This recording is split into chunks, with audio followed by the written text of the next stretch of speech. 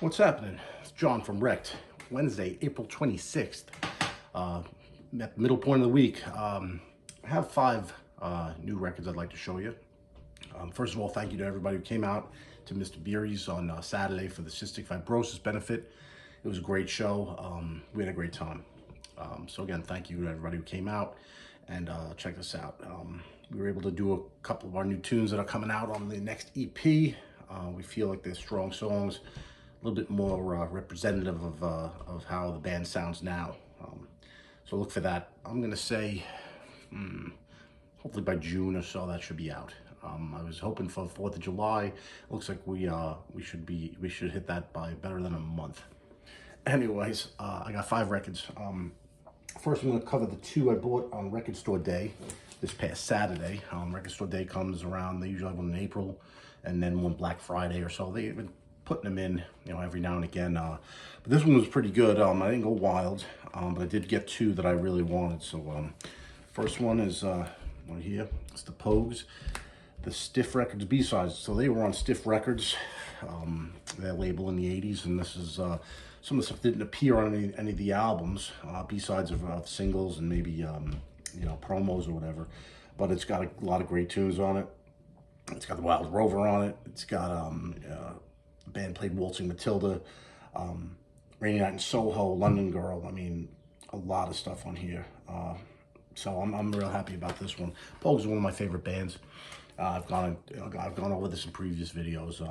Shane MacGowan was a visionary when it came to writing music, and this is a good representation of their output. Yeah, I'm excited about this one.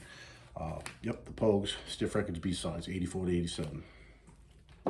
Next one I got is one of my favorite artists of recent times. This is Norah Jones, Little Broken Hearts Live. This album, Little Broken Hearts, the studio version, I think came out in 2012. She wrote it and produced it with dude Danger Mouse. Couldn't tell you who he is, don't care. I've heard his name though, so he must be somebody. But the songs on here are great, and her voice is just, it's like Lana Del Rey's voice. It doesn't cut you, it's not abrasive in any way, it's just mellow, and her piano playing is just unreal. Her guitar playing, I love her guitar playing. She approaches the guitar in a completely different way than I do. Typically when I play the guitar, it looks like I'm trying to break the thing, really putting the wood to it. Aggressive. I've always liked aggressive players, who beat on it, guys like Johnny Ramone, James Hetfield, Zakk Wylde. Guys like that. Those are the guys I liked who really put the wood to that guitar. Anyway, she has a wholly different approach to a different sound. Her electric playing is great. I've seen her with the Puss in Boots band a couple times. And very mellow, very cool. So yeah, I'm excited about this one. I listened to it already, and I right off the bat loved it. So I'm gonna have to give it a couple more listens. But this is gonna be a mainstay on the turntable. Norah Jones. So those are the 2 I got for Record Store Day. Another one here. This is one version I have of this. I'm gonna get into this. This came out last month or so. This is Lana Del Rey's latest. Did you know there's a tunnel under Ocean Boulevard? I was looking forward to this album like every Lana Del Rey record. Waiting. It's got a shit ton of songs on it. Unfortunately for me, there's maybe 2 great songs. The rest, a little bit of a filler, It's gonna happen. I mean, I think that that she's become such an icon and such a thing of herself. It's tough maybe to go outside the box and try new things. I mean, her sound now is that real soft piano, vocals over it. The performances on this are great. I'm not gonna take anything away from that. Her vocals are unbelievable. The lyrics get a little sort of like I don't want to say it. I don't want to say anything bad about Lana Del Rey, but it's sort of like you get like some 16-year-old high school girl poetry book. That's kind of how this reads, and it's some of it's a little cringy for me. Again, I'm a 47-year-old man trying to relate to this, but my favorites on here would be the Taco Truck, and the other one was what was it called? Sweet. Taco Truck and Sweet. The Grants is a good one also. The title track is pretty good. A&W, American Whore. It's good. It goes back to some of her roots, you know, with those trap beats and the real like hip hop influence, which I liked. And again, not many of these songs have drums on it or guitar. It's a lot of piano, a lot of meandering. So those fillers like Fingertips, Paris, Texas. Let the Lighting with Father John Misty is a throwaway for me also. Fishtail I don't love. Again, it seemed like a lot of filler on a lot of guests. You know, John Batiste, I have no idea who that is. Bleachers, which is Jack Antonoff, the producer of his band, which, again, when I listen to bands, I want to hear something, some attitude, something, but this is, you know, kind of a little, you know, a little bit beyond me, you know what I'm saying? Father John Misty, who I think is good, but he's not as good as people say he is, not as good as he thinks he is.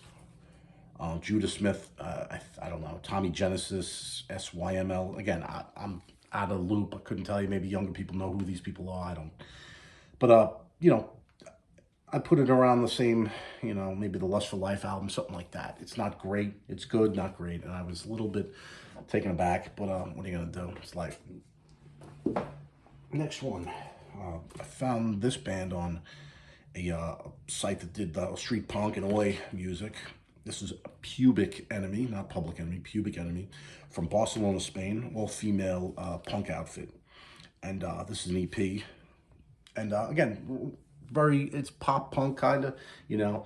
No, it's got a little bit of a snotty attitude to it, but it's very produced, very slick. If you want to call it punk, you can. I mean, it's got guitars, you know, and it's loud.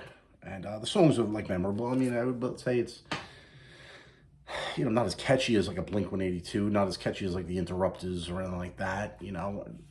But again, you know, it's like, you know, like that old band Civet, if you remember them. I saw them with the Dropkick Murphys, something like along those lines. Good, you know. So I'm excited to hear what they have to offer after this. But I'm a big fan of punk music and a big fan of female punk acts. And this, you know, this is right there. It's not bad. It's not great, but it's decent. Check them out. Pubic Enemy from Barcelona, Spain. Here's the last one for the day. This is a band that I got into late because of, and I've covered this before, because I didn't have cable TV growing up, so though I didn't have MTV. So when these big things were happening, I had no idea these things were happening. And I was in my own world as a teenager with music. You know, it was heavy metal, thrash metal, speed metal, death metal, you know, and that was all I really listened to. But while this was happening, and I'll go into it. While this was happening, while this album was blowing up, I heard maybe one song on the radio, and I avoided it. And I got into these guys late. Like I said, I got into these guys in 1995 or so. This is Soundgarden, Bad Motorfinger, which became my favorite album by them. This came out in 1991 on A&M Records. This was produced by a guy, Terry Date. I don't know if you know who Terry Date is. He worked with all those 90s bands, the metal bands, Prong, White Zombie, Pantera, all of them, you know. And so it was like they got him, and their sound just went from, you know, that experimental grunge, real dissonant grunge, to a hard rock and like a Black Sabbath grunge, Black Sabbath, sped up Black Sabbath. All these riffs are great. I mean, every song on this is good. You have Rusty Cage, Outshined. Jesus Christ Pose, my favorite Soundgarden song of all time.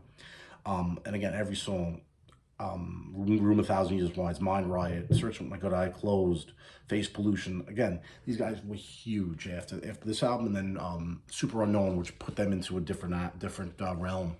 But this is where it started. You know, previous albums to this were good, and I got into them. They were okay, but a lot of it's real, I don't know, real noisy shit. But this is where they really kind of fine-tuned their sound and got it into a format that I could now relate to, which was more of songs, hooks, riffs, speed, anger, just everything, just groove. These guys had it.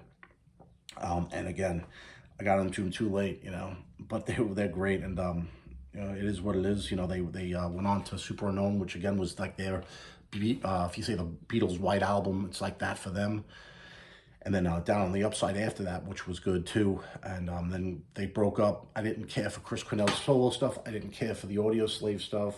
I don't think any of the rest of these guys did anything except for Matt Cameron there. He ended up playing with Pearl Jam, which was great for him. his sound on this is just absolutely, you know, outrageous. He made this band. If you look at anything live from Lollapalooza 90, from 91 to 93, his playing, I mean, made this band. Kim Thayil, this dude right here, Kim Thayil, his riffing, like I said, Black Sabbath on speed, you know, great stuff. And I'm in a rabbit hole right now with grunge. So last week I was listening to this album, you know, on Spotify. I'm like, I gotta get the vinyl, and I found it for a decent price, and it seems a little light, and it looks a little odd, but you know, I don't think it's a boot, but it's not remastered or anything like that. This should be as close to the most original recording of it. So you gotta play it loud. You gotta play it, you know, play it all the time, you know. But yeah, that's it. Those are the 5 records. Like I said, with our band Wrecked, new EP is getting done. We did all the drum tracks. I'm gonna try to get next week in to do the rhythm guitar. Lead guitar, there's not gonna be many leads on this one. A lot of them, these songs are more song oriented, a little shorter. And you know, I hope when it comes out, I hope everyone likes it, because we enjoy doing it, and that's why we do it. As far as the future goes for us, I mean, we're gonna get this done, and we're gonna start on the next one. That's what we're gonna do, you know. So again, thank you all that came down to Mr. Beery's on Saturday for the benefit. Enjoyed myself, and we had a good time, and all the bands were good, and that's about it. So yeah, look for the next Wrecked EP, hopefully, hey, you know, hopefully by June, you know, that's all I can say. All right, thanks for watching.